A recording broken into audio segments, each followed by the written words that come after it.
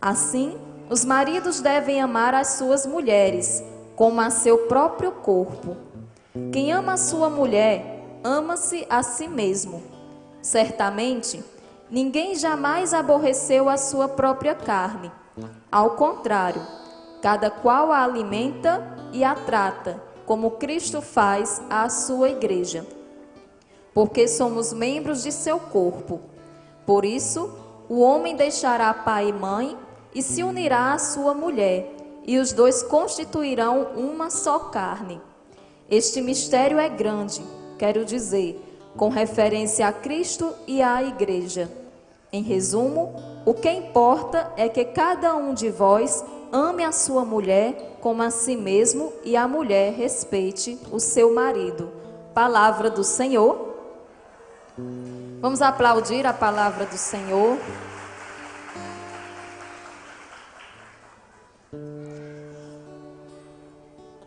Nessa passagem, Deus é claro.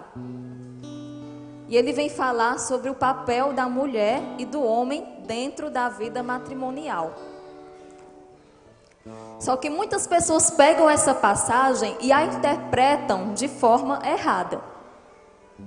Principalmente no que se diz respeito à questão da submissão da mulher ao marido. O que é que Deus vem dizer nessa passagem? Mulheres, sejam submissas aos vossos maridos. E aí eu pergunto a vocês, a palavra de Deus, ela é má? Ela nos orienta a alguma coisa que seja para o nosso mal? Sim ou não?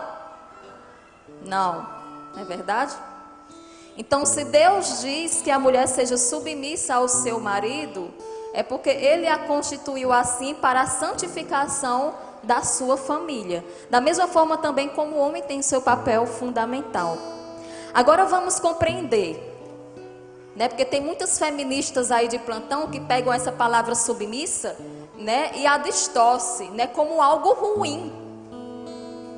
Como se submissão fosse um tipo de escravidão ou uma opressão, mas não é assim. A mulher ser submissa ao marido é a mulher obedecer ao marido e reconhecer que o marido, ele é a autoridade dentro de casa como o chefe da família. E essa submissão também não é algo sem maturidade. Mas a mulher por si só, ela tem que saber encarnar e compreender o seu papel dentro de casa, como família. A mulher, ela foi criada por Deus com uma característica muito similar e particular, que é a característica de acolher. A mulher por si só, seja ela mãe ou não, ela tem a capacidade de acolher aqueles que estão à sua volta, de cuidar daqueles que estão à sua volta, em especial os entes queridos mesmo, o seu marido, os seus filhos. Então a mulher, ela tem esse papel principal de cuidar e zelar pela vida do seu esposo, reconhecendo a sua autoridade de esposo. Vocês já viram algum navio navegar sem um comandante? Vocês já viram algum avião voar nos céus sem um piloto? Tem que ter um cabeça, tem que ter aquele que guie, E no casamento, o cabeça é o marido. E a mulher, ela tem que caminhar junto com o seu marido nessa busca de santidade, de levar a santidade para a sua família. Agora, lógico, essa submissão por parte da mulher, ela só vai ser leve se o marido, ele sabe usar de autoridade conforme a vontade de Deus. Porque não venhamos a confundir autoridade com autoritarismo. São duas coisas totalmente diferentes. O homem, ele é o chefe da família. É aquele que governa a família. E muitas vezes as pessoas se prendem só ao papel da mulher e se esquecem o quão pesado também é o papel do esposo. governar é algo muito sério, porque ele vai ter que responder por si mesmo e pelos outros que estão debaixo da sua responsabilidade. E Deus, ele vai prestar contas com mais rigor ao esposo, porque ele quer saber se o esposo usou verdadeiramente a sua autoridade para levar a santificação para a sua família. E olha como é grandioso o papel do marido dentro do matrimônio. Como é que São Paulo ele vem dizer aqui na palavra? Ele diz que o homem, ele deve ser a autoridade dentro de casa, da mesma forma como Cristo se entregou pela sua igreja. E agora eu pergunto para vocês, como foi que Cristo se entregou para a igreja? Alguém poderia me dizer? Como se deu a entrega de Cristo pela igreja? Através da sua morte de cruz. Cristo, ele doou a sua vida por completo, ao ponto de dar a sua vida por amor à igreja. E o marido, ele também é chamado a dar a sua vida pela sua esposa, da mesma forma como Cristo deu a sua vida pela igreja. Olha como é forte o compromisso do homem. Se possível for, ele tem que dar a sua vida literalmente por amor à sua esposa. E muitos, se prendem só, a mulher tem que ser submissa, como algo opressivo, como algo de escravidão. Mas não, o papel do homem também é de grande responsabilidade. Porque ele tem que transparecer para a sua família a própria imagem de Cristo, que se entregou, se doou por completo, por amor à igreja. E a esposa, ela é comparada à igreja, que recebe profundamente esse amor de Cristo. Então o marido, ele tem que ser um líder dentro de casa, dentro da família. E liderar é você deixar em segundo plano as suas vontades para o bem daqueles que estão à sua volta. É você se sacrificar, dar o seu sangue, dar a sua vida por aqueles que você ama. Isso é liderar, é governar, é ser chefe da família. E a mulher nada menos, ela deve cumprir o seu papel de esposa, sendo obediente e reconhecendo a autoridade do marido, como chefe da família. Agora, como eu disse, essa submissão ela só tem sentido, e essa autoridade do pai ela só tem sentido quando é para conduzir a família no caminho, numa via de santidade. Quando se colocam em prática os planos de Deus e não o seu humano. E não o marido achar seu cabeça, o chefe da família, e agir com autoritarismo e oprimir a sua mulher. Deus não está dizendo isso na palavra. Pelo contrário. O marido, ele deve também dar valor à opinião da mulher, de sua mulher. O marido também tem que saber escutar a sua mulher.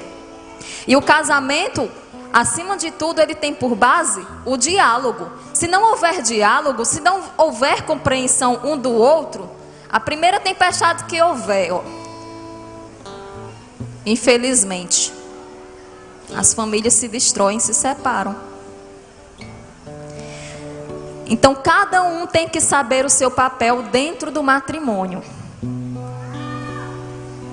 A mulher é a docilidade, aquela que acolhe, aquela que cuida. O homem é aquele que governa e que dirige. O homem é aquele que se entrega como Cristo se entregou para a igreja. E infelizmente, e a gente vê muito agora de um tempo desse para cá, esses papéis eles têm se invertido. Esses papéis eles têm se invertido. As mulheres agora elas querem ser a autoridade suprema dentro de casa. Ela não aceita que um homem mande, entre aspas, nela. Ela não busca compreender o seu papel de mulher e o papel do seu esposo dentro de casa. E da mesma forma também muitos homens, eles têm perdido a sua autoridade de pai, de esposo dentro de casa. É preciso que nós possamos retornar. É preciso que nós possamos retomar aquilo que Deus reserva para nós como marido e como mulher. Aí você pode até dizer: Claudiana, essa pregação eu não estou absorvendo muito porque eu sou viúva, ou eu sou solteira, ou eu sou separada. Mas é importante que você saiba, porque talvez aquele seu filho que está lá na sua casa, ele precise de uma orientação sua a respeito disso. É preciso que todos nós possamos compreender, porque de certa forma, todos nós fazemos parte de uma família. Seja como esposo, como esposa, como filhos, mas todos nós fazemos parte de uma família. E é preciso conhecer os planos de Deus para a família. Hoje em dia, como eu disse no início, as coisas estão sendo muito banalizadas, infelizmente. Os jovens começam a namorar, aí começam a planejar o matrimônio, mas dizem assim: a vida não é assim? A gente casa, se não der certo, mas na frente a gente separa. A gente casa com outro, escolhe outro, a vida é assim. É uma fila que anda, né? Muita gente tem esse raciocínio. Mas como é que o Padre Zezinho diz na canção? Muito linda. Se você puder refletir frase por frase daquela oração da família, reflita. E como é que ele começa dizendo, cantando? Que nenhuma família começa em qualquer de repente. Que as famílias elas possam se iniciar sabendo o papel que elas vão assumir. Ministério, vamos cantar esse primeiro trecho da música do Padre Zezinho. Que nenhuma família começa em qualquer de repente. Vamos cantar juntos, para a gente memorizar, refletir sobre cada frase dessa primeira estrofe. Que nenhuma família começa em qualquer de repente. Que nenhuma família termine por falta de amor. Que o casal seja um para o outro de corpo e de mente. Que o casal seja um para o outro de corpo e de mente. E que nada no mundo separe um casal sonhador. E que nada no mundo separe um casal sonhador. Só essa primeira estrofe já diz muita coisa, né? Se a gente for pregar em cima disso, né, a gente passaria aqui a noite todinha. E olha como Deus tocou no coração do Padre Zezinho. É preciso que nós possamos saber aquilo que nós estamos abraçando. Não abraçar de todo jeito, de qualquer forma. Não se casar só por motivos banais. Por causa de dinheiro, por causa de liberdade, por causa de vida sexual, não. O casamento vai muito mais além do que apenas uma vida sexual. Ela é amor. E ela deve se iniciar por amor, porque foi Deus que a instituiu. E se a família começar como em qualquer de repente, a primeira tempestade que vier, ela vai se desfazer. Como é que Jesus diz na palavra?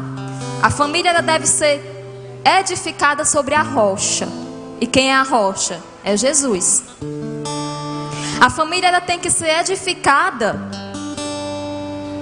no plano de Deus. Porque senão acontece igual aquela casa que foi construída na areia. Não precisa nem uma tempestade, apenas uma pequena ventania. Ela se desmorona. Então que nós possamos abraçar e compreender o projeto de Deus, que é grandioso para o marido e para a mulher. Que possamos buscar viver tudo conforme a vontade do Senhor. O marido e a mulher, eles caminham juntos numa mesma missão. E por esses últimos dias, por esses últimos meses, né, eu assistindo uma formação do padre Lodi, de Goiás, e eu escutei uma definição muito linda a respeito da palavra cônjuge. Vocês sabem o que é que significa a palavra cônjuge? É aquele que carrega o mesmo jugo. Aí você diz, e o que é jugo, Claudiana? E o que é jugo? Jugo é um pedaço de madeira comprido em que se coloca nas costas de dois animais, bois ou cavalos, para que juntos no mesmo compasso eles possam carregar a carroça. Olha que comparação belíssima, viu essa daí? Ser cônjuge, ser marido e mulher é carregar o mesmo jugo, é caminharem juntos no mesmo compasso, é caminharem juntos na mesma missão de encarnar Deus e levar a santidade para os seus filhos. E o amor entre um homem e uma mulher, segundo o magistério da igreja, ele é comparado ao amor e ao mistério da Santíssima Trindade, onde 3 pessoas formam uma só.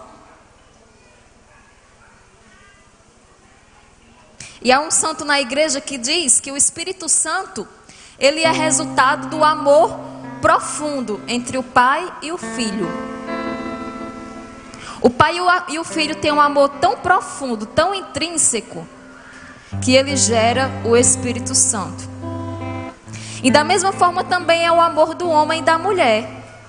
Eles se amam tão profundamente, se entregam por completo numa só carne, assim como Deus diz, que ele dá vida, que ele gera outras vidas como fruto e resultado desse amor. Os filhos são resultados do amor do casal. Assim como Cristo se entregou para a igreja e deu a vida por ela, deu nova vida, tirou do pecado e da morte e lhe levou a vida, também o marido e a mulher, através do seu amor, da profundidade do seu amor, eles também geram vidas para Deus. E por que a família ela é tão atacada, principalmente nos últimos tempos? Deus ele se revela em cada família que nasce. Deus ele se revela em cada casal que se une ao sacramento do matrimônio. Deus ele se revela em cada filho que nasce. É Deus que se revela ali, que reflete ali naquela nova vida. E vocês acham que o inimigo fica feliz quando um casal se une em matrimônio para constituir uma família? Sim ou não? Vocês acham sim ou não que o inimigo fica feliz? Sabendo o propósito que é ser família. O inimigo fica furioso, ele tem ódio das famílias. Porque as famílias elas refletem o próprio amor de Deus. E uma das revelações que Deus fez à irmã Lúcia, uma das videntes de Fátima, né, dos 3 pastores de Fátima, ela vem dizer que a batalha final entre o Senhor e Satanás nos últimos tempos seria contra a família e contra o matrimônio. E o que é que nós estamos vendo? Família se desfazendo, matrimônio se desfazendo. Isso quer dizer o quê? Nós estamos na reta final. É o cumprimento das profecias de Deus para os últimos tempos. Nunca na humanidade a família foi tão atacada como nos tempos de hoje. E é de todas as formas, de todos os lados. Se você liga uma televisão, só sai o que não presta. Novela em nome de Jesus, se você assiste, renuncie a partir de hoje, porque ela só traz perdição para dentro de sua casa. É através das músicas, até através dos desenhos, minha gente. O inimigo está usando até dos desenhos para atacar os nossos filhos. Então nós temos que ter prudência em tudo. e estarmos firmes na rocha que é Jesus, para podermos existir firmes na fé. Não tem aquela palavra que Jesus vai dizer lá no Evangelho de Mateus para São Pedro? Tu és Pedro, e sobre essa rocha eu edificarei a minha igreja, e as portas do inferno não prevalecerão contra ela. E essa profecia de Jesus, ela também diz respeito à família. Porque o que não é a igreja senão a própria constituição de famílias? A igreja nós podemos definir, é uma união de famílias. Então essa mesma profecia de Jesus, ela é válida para as famílias. As portas do inferno, elas não prevalecerão contra as famílias. O inimigo pode até tentar. O inimigo pode vir com toda a força, mas ele não conseguirá acabar com o projeto de Deus. Porque acabando com a família, ele acabará com o próprio Deus, e isso jamais irá existir. Deus, ele prevalecerá. Ele é o ontem, o hoje e o sempre, por toda a eternidade. Então que nós possamos nos afastar ao máximo de tudo aquilo que venha contra as nossas famílias. A pornografia, o adultério, as músicas, as novelas, os programas que não convêm, o desejo de ter, de poder, de ganhar, a riqueza, querer botar o dinheiro acima do seu matrimônio. E busquemos buscar a santificação da nossa casa. Renunciemos a todo o mal para que nós possamos acolher o bem que é Jesus, para o centro das nossas famílias. Tirar toda a pornografia do nosso meio, todo o adultério. Satanás também, ele toca profundamente na relação sexual do marido e da mulher. Porque a relação sexual, ela é uma coisa sagrada. Ela é um ato sagrado, que é o ato de entrega, onde o casal realmente ele celebra ali a renovação do seu sacramento, do seu matrimônio. E o que você tem trazido para a sua vida sexual? As pornografias lá do mundo, de fora, muitas vezes você trouxe para dentro da sua casa, para a sua cama, para o seu leito nupcial. E a vida sexual, ela é tão sagrada que ela é comparada com o próprio altar do Senhor. A cama do casal, ela é comparada com o próprio altar do Senhor, onde Cristo se entrega. E a cama do casal, ela é comparada, onde o casal se entrega um pelo outro, assim como Cristo, ele se entrega também pela sua igreja. Olha, minha gente, é muito lindo. Nós possamos buscar conhecer, nos aprofundar. E possamos renunciar a tudo aquilo que não vem de Deus. Assumir o papel de pai, assumir o papel da mãe e levar essa santificação para o nosso matrimônio e para os nossos filhos consequentemente. O papel do pai e da mãe para com os filhos, ele é o mesmo, ele é de igual, a missão é a mesma. Qual é o papel do pai e da mãe? Conduzir os seus filhos para Deus.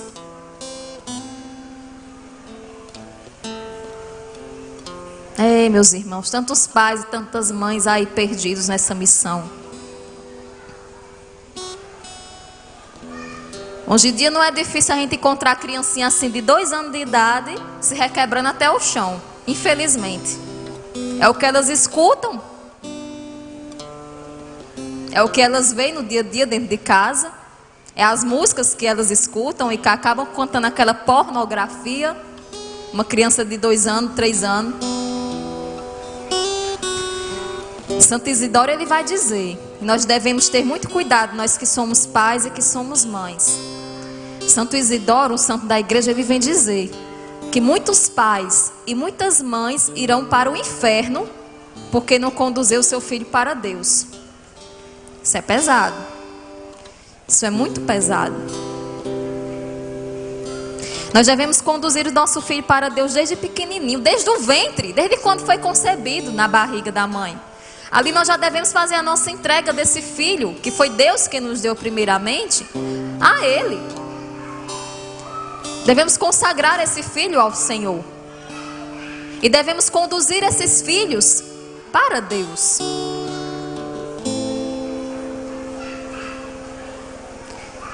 E por que muitos casamentos se iniciam mal? Porque não viram dentro de casa o testemunho verdadeiro do seu pai e de sua mãe. Isso é algo que desde o namoro o casal tem que saber qual é o sentido da família. Mas muito mais antes do namoro, os filhos eles têm que ver dentro de casa o testemunho de seus pais. Porque se o pai e a mãe se respeitam, se o pai e a mãe rezam, se o pai e a mãe conduzem a sua família para Deus, muito raramente esse filho vai ser um mau ou esposa ou uma má esposa. Se desde pequeno você semeia no coração dos seus filhos a presença de Deus, muito raramente ele vai se perder por outros caminhos. Se ele firmar desde cedo os princípios cristãos.